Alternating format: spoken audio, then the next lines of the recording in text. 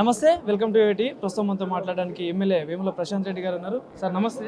So ఇట్లా చూస్తారు sir, Telangana తల్లి విగ్రహం మార్చి రేపు ఈరోజు పెట్టబోతున్నారు సచివాలయం లోపల. సో ఇట్లా చూస్తారు, మరి ఏం చెప్తారు? తెలంగాణ తల్లి అంటే తెలంగాణ ప్రజల యొక్క భావోద్యానికి ప్రతీక.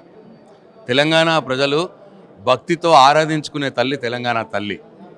తెలంగాణ ఉద్యమంతో సంబంధం ఉన్న వాళ్ళకు తెలుస్తుంది తెలంగాణ తల్లి అంటే ఆ భావోద్వేగం ఏందో వాళ్ళకి తెలుస్తుంది. తెలంగాణ ఉద్యమంలో లేని మనిషి రేవంత్ రెడ్డి.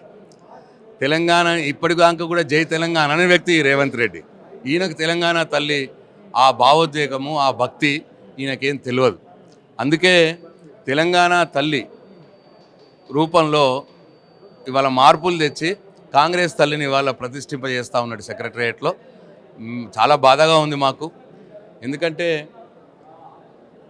ఆ రోజు తెలంగాణ ఉద్యమ సమయంలో తెలంగాణ సమాజం మొత్తం కూడా ప్రతిష్ఠించుకున్నటువంటి తల్లి ఆ తెలంగాణ తల్లి, ఇప్పటిదాకా ఉన్నటువంటి తెలంగాణ తల్లి.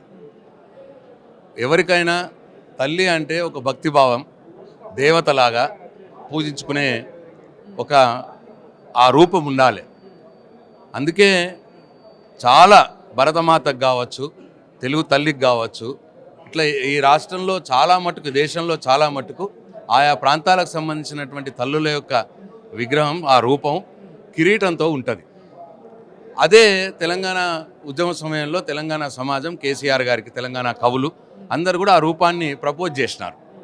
మంచిగా తల మీద విగ్రహం, ఒంటి నిండా నగలు, అది ఒక దేవతా రూపం చూసినట్టు కనిపించే విధంగా.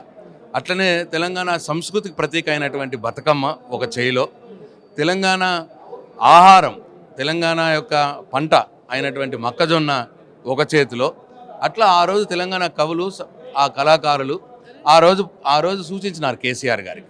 కాబట్టి ఆ రోజు అటువంటి విగ్రహాన్ని కేసీఆర్ గారు రూపకల్పన చేసినారు. అదే తెలంగాణ తల్లి విగ్రహం వేల గ్రామాల్లో ఎక్కడికక్కడ తెలంగాణ సమాజం ఇవాళ ప్రతిష్ఠింప చేసుకున్నది.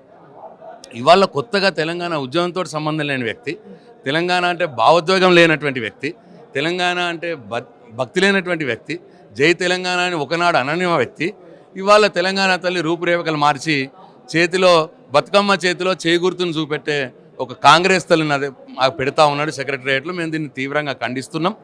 ఇది చాలా అన్యాయం, దుర్మార్గం. ఆయన ఏదో బొమ్మ మార్చినంత మాత్రాన తల్లి మారదు. ఆ బొమ్మ ఏదైతే తెలంగాణ తల్లి యొక్క రూపం ఉన్నదో తెలంగాణ ప్రజల గుండెల్లో, మనసుల్లో ఉన్నది. కాబట్టి అది ఆయన మార్చజాలడు, దాన్ని చెరిపేయజాలడు.